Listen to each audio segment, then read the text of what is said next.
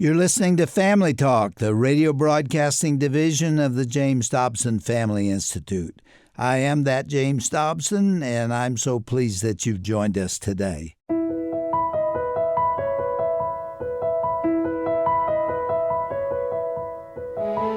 Well, welcome to Family Talk, the broadcast ministry of the Dr. James Dobson Family Institute. I'm Roger Marsh. Just a few days ago, we celebrated Independence Day here in the U.S., that historic moment when the Second Continental Congress formally adopted the Declaration of Independence, officially severing our nation's ties to Great Britain and King George III. But did you know that behind this historic moment were courageous pastors who risked everything for freedom? On today's edition of Family Talk, we're bringing you a powerful conversation featuring Dr. James Dobson and Pastor Dan Fisher about the brave clergy who became known as the Black Robed Regiment.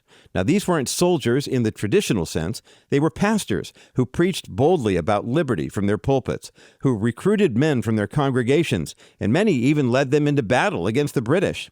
The enemy feared these ministers so much that they labeled them public enemy number one. Pastor Dan Fisher has written a compelling book called Bringing Back the Black Robed Regiment, and he believes it's time for today's pastors to reclaim that same bold courage. As a former Oklahoma State representative and current pastor of Life Point Bible Church in Oklahoma City, Dan knows firsthand the challenges facing church leaders today. So here now is Dr. James Dobson to introduce Pastor Dan Fisher on today's edition of Family Talk. I've invited a pastor to be with us today. He is Dan Fisher, and he's part of a movement called the Black Robed Regiment movement. You're going to learn more about that if you haven't already heard. And he is an authority on the history of our country. He doesn't call himself that, but I think he is. And how Christian leaders played a major role in the Revolutionary War. In fact, Dan Fisher has written a powerful book that I have here with me. It's on the subject that I think every American should read. It's called, appropriately enough, Bringing Back the Black Robed Regiment, How the 18th Century Church Stood for Liberty and Why It Must Do So Again. Dan is a former member of the Oklahoma House of Representatives. I think, Dan, didn't you serve 3 terms? 2 terms. 2 terms. Mm-hmm. And he's a senior pastor of Liberty Church in Yukon, Oklahoma. In fact, Pastor, you helped found that Liberty Church. Yeah, I'd been the pastor of one church for 23 years, and just because of a number of circumstances, we felt it important to begin to create a church model where pastors are not afraid to preach the whole counsel of God. Today, pastors are censoring themselves in the pulpit, as you well know. Because of it, we're suffering. And so we're hoping to maybe build a prototype church where you can preach on all of these issues, not fear the government, not fear criticism. And so our hope is to do that. Of course, to preach the gospel and to reach people. That's the ultimate purpose. But to preach the whole truth. I hope you get that across, because there are many pastors who are afraid that the IRS is going to come shut them down. You know, there's never been a church that the IRS has closed down. Never, and yet pastors give that as an excuse for not preaching on the issues. I don't think they ought to tell people how to vote. And I understand other pastors not wanting to do that. But there is so much that's hanging in the balance, and people really need to be involved. Oh, yes, sir. In fact, in 2008, the Alliance Defending Freedom started the Pulpit Freedom Initiative. And I was one of the original 33 pastors across the country. We talked about it here for several years. And it was my honor to do so. And our point was to challenge the Johnson Amendment that we believe is very unconstitutional, passed in 1954. And we've been a part of that every year since. Pastors are fearful for no reason. The IRS has done nothing. Now, Dr. Dobson, I do believe if we continue to be silent, the IRS will eventually be emboldened enough. They will. They will come after us. No question about it. Silence is going to create the environment for them to use the power of the law And against as us. I mentioned, they're going to put pressure on parents to raise their kids according to political exactly right. correctness. You know, Richard Land used to say, if we're all willing to go to jail, none of us will have to. Yeah. And we're going to have to stand. It's time for pastors. But out of all the people, Dr. Dobson, in the country that ought to be willing to stand, it ought to be pastors who have given their lives to the truth and to liberty and enjoy the privilege of being able to stand before their congregations. I hope I don't irritate people with what I'm about to say, but that fear of the IRS is largely a subterfuge. They're really afraid that their parishioners will leave. Oh, I think you're or right. won't give, or will not help them build the next building or whatever. Well, it's really exactly. an entrepreneurial thing. I totally agree. In fact, in 2014, George Barna did a very intense and involved study on that very subject. And the top 2 reasons that pastors said that they're not going to touch these social issues, even though 97% of those pastors agreed the Bible speaks out boldly on all of these things, the top 2 reasons were they were afraid it would hurt their attendance, and number 2, it would hurt the size of their offerings. And those are official findings. That's a sad commentary, Oh, my. really, because the country, pardon my language, the country's going to hell. It is. It really is. And we're in worse shape now than we have ever been, at least in my lifetime. Yes. I'm sure the Civil War was a horrible time, and perhaps this is not on that scale, but we've really forgotten God. That's dangerous. Oh, it's incredibly dangerous. Pastors have become CEOs of religious organizations instead of prophets of God. There's a real difference. Yeah. Jesus talked about the true shepherds and then the hirelings. And I'm not thinking of any one pastor, and I'm not trying to be condemning. I am a pastor myself, have been most of my life. But pastors have now become hirelings. They're just afraid of their job and the prestige and the size of their congregations. And the truth has been swept aside. And now we're, of course, as you said, we're suffering from it. Yeah. Are you willing to talk about abortion? Oh, yes. Yeah, I did With Sunday before boldness? last. Oh, yes, sir. I call it murder Does from your the pulpit. congregation get up and walk out? No, they do not. In fact, they applaud.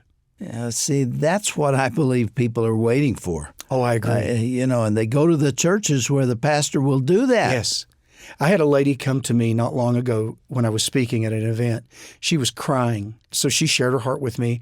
She said, "What do I do? My pastor last week got in the pulpit and said that because same-sex marriage has become a political issue, I can't preach on it anymore because I can't preach politics." Who took control of that issue? That's in the Scripture. That's a moral issue. In fact, I challenge anyone to show me very many ills in our culture that are not moral and biblical issues, not political. They've just simply been co-opted by the politically correct What group. will you do if speaking on Jesus becomes politically incorrect? Exactly. I guess these pastors will be quiet.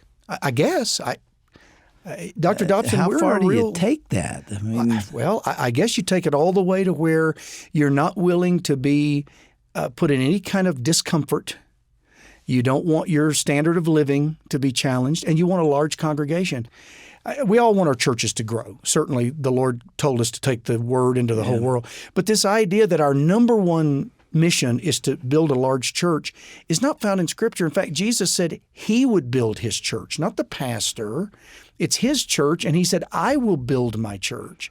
Jesus began speaking, and a crowd of 5,000 got Yes. up and left, and He turned to His disciples and said, "Would you go too?" Yeah. That's the attitude toward church growth. Exactly right. I mean, if you preach the gospel, they will come. Yes. To quote a movie from a long time ago.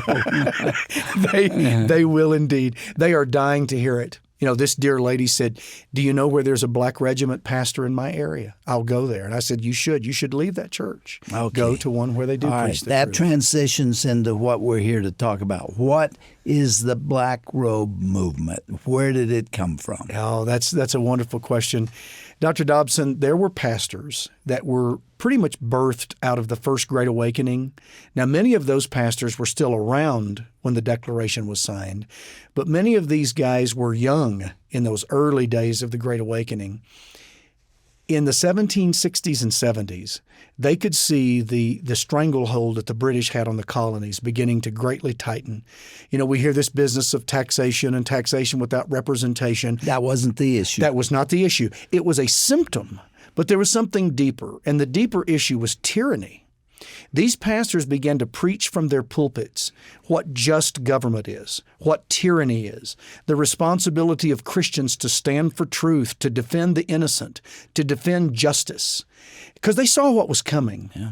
So once the Declaration is signed and the war begins, these very pastors, many of them recruited the men from their churches. We'll probably talk about some of those later. Yeah. And then from their area where their church was, they recruited those men and led them off as their chaplains and many of them their commanders and fought on distant battlefields for those truths.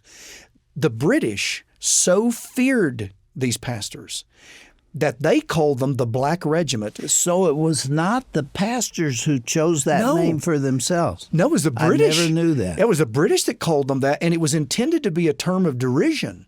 They were making fun, because see, all of these pastors, it didn't matter whether you were Baptist, Presbyterian, practically all of those pastors every Sunday preached in black robes. Yeah. That was the style, and they wore these white scarves called preaching bands, and they would wear these. And so the British knew that it was the pastors that were fanning the flames, so they made them public enemy number one, and they singled them out as the Black Regiment. Now, they weren't ever an official regiment. There was not a regiment of preachers going around, you know. Yeah. But they were called that because they were doing a better job of raising troops for the Revolution than the actual recruiters for the Continental Army. These pastors were on the edge. What kind of pressure did the British put on them? Well, they put so much pressure that some of the pastors were literally murdered on the battlefield while trying to surrender. We might get to one of those stories in a little while. Other times, the pastors were thrown onto prison ships, which were just a terrible, terrible thing. The highest death rate on those prison ships was among the preachers. The British really singled them out. So these pastors knew. In fact, in my book, I quote some of the pastors saying that they knew if they were ever captured by the British, they would be hanged or bayoneted to death or thrown on one of these prison ships. It was a really scary, terrifying thing to do what they were doing. Were they being told what to preach on before the Black Robed Regiment came? What kind of pressure was put on them as pastors? Yeah, well, there was a lot, because remember that the King of England was not only the king, he was the head of the Church of England, the Anglican Church. And so his desire would have been to make the Anglican Church the church of the colonies. Now, the Anglican Church was the Church of Virginia. Peter Muhlenberg, that we'll talk about probably later, one of the quintessential Black Regiment guys, was a Lutheran by heritage, but he had to go to Europe and be ordained as an Anglican preacher to pastor his church in Virginia, because Virginia was Anglican. But the king wanted all of the colonies to be Anglican, and the pastors knew that if they didn't speak up, they would eventually be forced into Anglican service, whether it was against their convictions or not. For them, Dr. Dobson, it was not just liberty. It was religious liberty that they were so concerned about. Boy, does that ring a bell today. Doesn't it? Yeah. It's the issue of our hour. Yeah. So was it, as I understand it, that the pastors were put under this pressure and were uneasy because they were being told what to preach? But it was not until the British really began to do that, began to interfere with their interpretation of Scripture, that the pastors said, I can't take this. Yeah. I can't do this. I would say that the pastors were never actually forced what to preach, but they saw that coming. See, just like today, you and I were just mentioning, we can see a day in the future, if things don't change, where the IRS is going to come down on churches. Well, these Black Regiment guys saw this coming. They knew this was headed their way. They knew it. Now, you got to remember, in 1770 America, the colonies, the church was the hub of the culture. Now, not everyone in America was a Christian. Not everyone was a church attender. But the church was the hub of the culture. The pastor was a key individual. And many of those pastors were serving in government already. You take, for instance, Peter Muhlenberg that I mentioned, the Lutheran in Woodstock, Virginia. He was a member of the Virginia House of Burgesses. He served there with George Washington and Patrick Henry. See, these pastors were already engaged. So they knew that if they didn't take care of business, they were going to have things force-fed. So finally they got to the point where they stripped off those black robes, and they had, some of them had uniforms, military uniforms underneath. Yes, sir. In fact, Peter Muhlenberg, as an example, his nephew, Henry Augustus, is his great-nephew, in 1849 writes about the event that happened that I just call the Muhlenberg robe Now, moment. you've mentioned him 3 or 4 times. Yeah. Tell us why he's significant. Okay. Well, Peter Muhlenberg came from an illustrious Lutheran family. His father, Henry, had helped found the Lutheran Church in Pennsylvania. Peter Muhlenberg goes down into Virginia. Peter had had a little bit of a rough past as a young man. He had a very fiery temper. He'd gone to Europe, been involved in fighting with the dragoons and all this, but he couldn't escape the call to ministry. He goes back, settles in Virginia, wants to pastor a church. Well, you got to be Anglican. He's Lutheran. So he goes to Europe, is ordained as an Anglican, goes back, pastors a little church in a frontier town called Woodstock, Virginia. I was there just last week. Is that right? Yeah, and he pastors this little church. It would have been an Episcopal church, which is the American version of the Anglican church. Yeah. But in his heart, he was Lutheran. Okay, so this is Peter Muhlenberg. He's also a member of the Virginia House of Burgesses till King George shut it down because he saw sedition coming, as he would have called it. Well, George Washington and Patrick Henry had a hand in recommending Peter Muhlenberg, the preacher, to be commissioned as a colonel to raise the 8th Virginia Regiment, which would be they were going to be a cavalry unit. So on January the 21st, 1776, Peter Muhlenberg preaches his final sermon in his church at Woodstock. He had announced it. The people were there. And as his nephew tells the story, when he's finished with a relatively short sermon out of Ecclesiastes 3, there's a time for all things, Muhlenberg faces his congregation after stepping off to the side, removing his robe. He's wearing a colonel's uniform. And he says, ladies and gentlemen, there's a time to preach, there's a time to pray, but there's also a time to fight. And that time has now come. And he recruits the men of his church and of the Woodstock area to join the 3rd Virginia.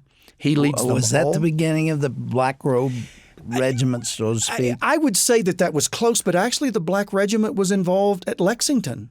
We can talk about Jonas Clark. Jonas Clark was the pastor of the church in Lexington, Massachusetts, where the first shots of the Revolution are fired in his churchyard, by the way. A deacon named John Parker, they called him Captain Parker because he was a veteran of the French and Indian War, had been training the men of his church and of Lexington how to fight together as soldiers. All over New England, they were calling themselves the Minutemen. Now, who forgot to tell me that the famous Lexington Minutemen were trained and led by a pastor and a deacon? And when Paul Revere makes his famous ride the night of April the 18th, 1775, he rides to Pastor Clark's house. Samuel Adams and John Hancock are spending the night with Pastor Jonas Clark. John Hancock's grandfather had pastored that church years before. And the very next day, of course, he and Captain Parker lead the Lexington Minutemen out, and they face the British. So you can go all the way back to the very beginning of our War of Independence, and the preachers are there. And the church was there. The church was there. That afternoon at Concord, Pastor William Emerson was up on the hill overlooking the Old North Bridge. He's the grandfather of Ralph Waldo Emerson. He's standing there with the colonial militia, telling them to stand their ground. If they're going to die, let's die here. And of course, then they go down to the Old North Bridge and fight the British at the Battle of Concord. The afternoon after Jonas Clark's men from his church had fought the same British at Lexington. The Black Regiment was there from the outset. Do you know that my grandfather, 5 times removed, I don't even know how many times back, was Dr. Joseph Dobson. He immigrated from Britain, from London, and he was a physician in the Revolutionary War. Oh. And his son was captain of the Horse Guard in the Revolutionary War, and he and 73 of his men were killed. There's a monument there. They're all buried in a common grave there in North Carolina. I'd like to go see it. Oh, you need to do sometime. that. Oh, you need to. Yeah. So see, you have an illustrious history of liberty and family that stood for liberty. That's right. Yeah. Do. You see, Muhlenberg, if we go back to him, he serves all through the war, is promoted to Major General, serves with George Washington, is at Valley Forge the winter of 77, 78. His statue today is in Statuary Hall in our nation's capital. And Peter Muhlenberg is in the painting of John Trumbull of the surrender ceremony of Cornwallis that hangs in the rotunda of our capital. No kidding. And that's Peter Muhlenberg. He was a Lutheran preacher who had to become Anglican because he was in Virginia. And you can't listen to David Barton for very long without knowing that Christians and Christian leaders were all over the founding of our country in the creation of the Constitution. Oh, sure. Dr. Dobson, you gave me greater accolades than I deserve, but in my research on the Black Regiment, I am convinced that had the church not done what it did, there would have never been a revolution. And I guarantee you there would have never been the America that we know today. It would have never existed. It was the church. Many of those founders that you mentioned recall back, and they actually tell us that. They tell us that it was the church that was the firebrand. Well, this brings us to the point of this entire program, and I'd like to talk to you again next time because there's so many stories. The issues that are being discussed here are life and death and righteousness versus unrighteousness. Oh, that's exactly right. You see, with our founders, this idea of compartmentalizing our lives into the sacred and the secular was foreign to them. They mixed the two because as believers, they saw the Bible influencing every area of life. Our time is gone. Let's do it again tomorrow. Let's do it. I'd be happy to.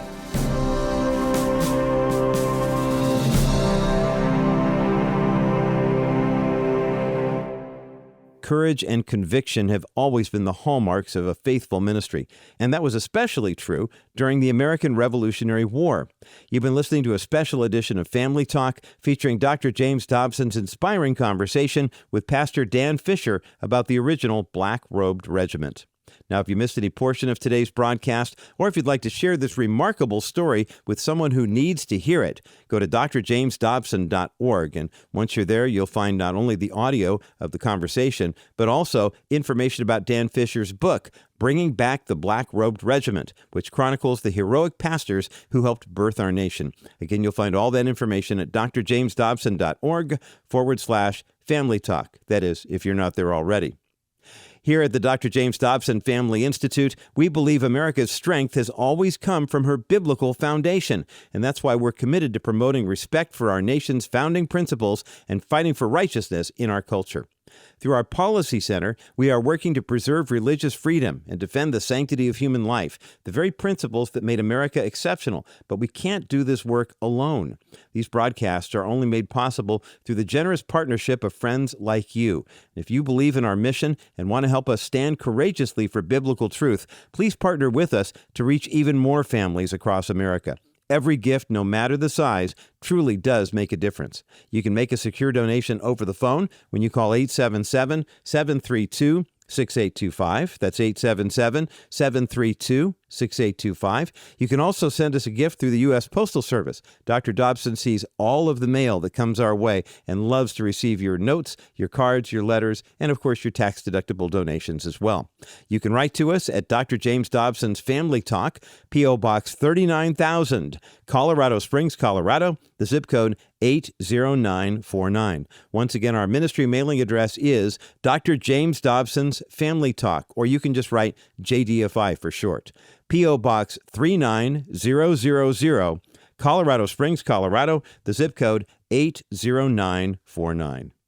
And for more great content, we encourage you to visit drjamesdobson.org and wander through our newly updated and expanded website. You'll find Dr. Dobson's trusted wisdom available to you online. You can access it on your computer, on your mobile device, even on your cell phone. Just go to drjamesdobson.org and check out the brand new and improved Dr. James Dobson Family Talk website. Well, I'm Roger Marsh, and on behalf of Dr. James Dobson and all of us here at Family Talk, we're so glad that you joined us today and have been listening to our broadcast. Be sure to tune in again next time when Dr. Dobson and Pastor Dan Fisher continue their conversation about the remarkable men of God who helped forge our nation, known as the Black Robed Regiment. You will not want to miss it. It's coming up right here on the next edition of Dr. James Dobson's Family Talk, the voice you trust for the family you love.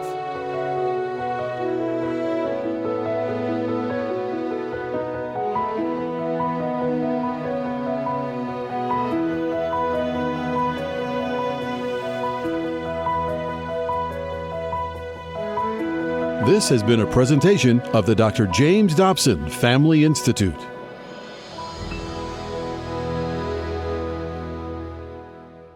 With today's Dr. Dobson Minute, here's Dr. James Dobson. A tree planted in the middle of a rainforest is a beautiful thing to behold, but beneath the surface, its roots tend to be very shallow.